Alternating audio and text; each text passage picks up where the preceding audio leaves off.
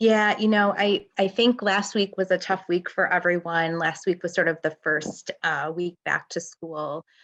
For some, it was a continuation of the virtual platform, so virtual learning, virtual teaching. For some, they entered hybrid, and some went back in person. So again, there's lots and lots of different scenarios. So sometimes it's hard in this format to speak to everyone, because I know that you're all experiencing a different format and platform. And for many of you, that changes from week to week. So as we have said, one thing that has remained constant is that there is so much unpredictability and inconsistency, and we don't know what's going to happen next. I know personally in my family and for my girls in their school district, we haven't heard anything about going back, even in a hybrid format. So we've all been home together since March of 2020. And then, they know that lots of their friends are going back in hybrid or in person. And that raises a lot of questions and a lot of feelings for, why aren't we? When are we going to? And then, there's a lack of answers from the perspective of the adult. So I know that I often just say that I'm not sure, and as soon as I do know, I will let them know and communicate that to them. Then on the other hand, the kids that are going back, they're fearful for how long is that going to last, and will they close down again, and what if somebody does get sick? Will we have to just start this all over again and quarantine for several days? So again, the constant has been this unpredictability. So we know that kids who are stressed and anxious, especially those who have experienced a lot of trauma in their life, um, they do need consistency and predictability. So we are sort of at a crossroad here with there's a big roadblock for us as child caring professionals to give kids what they need most right now. So I struggle from the perspective of create a routine and create a schedule, because we know that that can shift and that can change so rapidly right now. So I would say to get people, transitioning back to whatever format they're going back to, the best way that they can as smoothly as possible is to make sure that whatever the schedule is, whatever the routine is, even if it's for one day or for one week, to really bookend and make sure that you're packing that schedule and routine with a lot of meaningful connection and interaction with your own children and with your students. So what we often say in training is that there's a significant differentiation, between a schedule or routine and what a ritual is. So we know that we can all go through the daily grind of our schedule and we know what's coming next, and that's great and that's really helpful to provide structure and consistency for kids.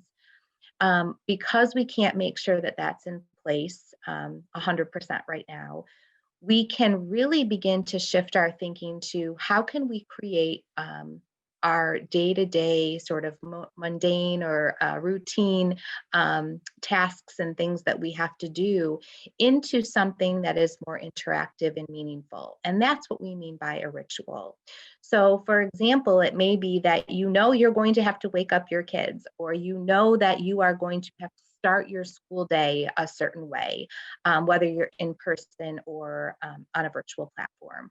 So, what are some fun things that you can do with your own child or with your students to really engage with them, to interact and to connect? So, instead of just wake up, or instead of we're going to get right down to curriculum, is there something you can do to start that day or to start that morning meeting or session? So, for example, it could be that you play a quick round of, guess who, or you give kids 5 clues and they have to come up with the student you're describing. It could be that you play some music. It could be that you have a certain greeting that you offer your child or your student at the beginning of that school day or that meeting. I know that a lot of educators are trying to give sort of cues or signals to kids throughout the day. So that could be as they're transitioning from one school subject to the next. It could be as they're transitioning from one Zoom meeting to their break and then on to another Zoom meeting.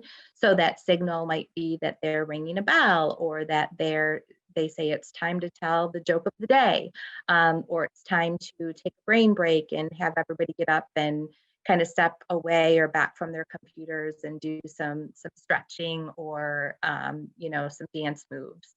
So something that you can do to really build some ritual into your days, I feel like is going to be really helpful with the transition. So it's not just that we're doing the same old thing time and time again. And if the schedule or the routine changes, the rituals can remain the same. So it doesn't matter if you're in person or virtual, or it doesn't matter if your children are home or if they're going off to school. That ritual is something that remains the constant.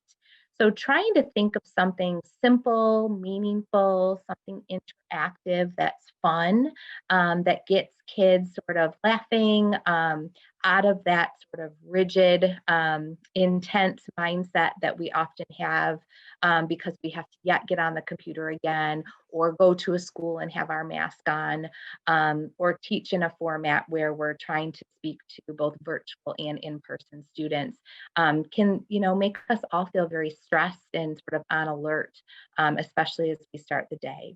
So the use of rituals is something nice, that you can implement. Everybody can make it their own. I know that there's several educators and child caring practitioners that already have their own ways that they go about their school day. Kids come to expect those rituals. They know if their teachers are going to tell a joke, or they're going to do the daily news, or they're going to call you by your nickname. Kids come to really love that. They expect that, and that really adds something to their day that becomes quite meaningful.